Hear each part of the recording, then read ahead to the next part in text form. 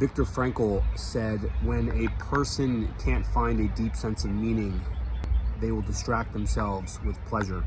I think this is where a lot of men get lost, is there's this constant search for another woman, constant search for some form of validation through sexual experiences, and not enough focus on a deeper sense of meaning for their life, a life truly fulfilled in purpose. There's just a constant distraction from woman to woman, relationship to relationship, putting their value in another person instead of being the person and focusing on the mission and focusing on the purpose and having a woman who is deeply attracted to that.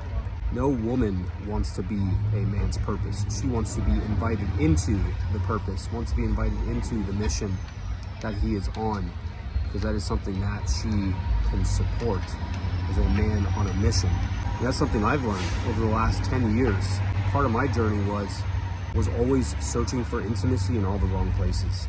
And I realized that in order for me to attract that person, I first needed to find that sense of intimacy and connection within myself, and then live a life of purpose.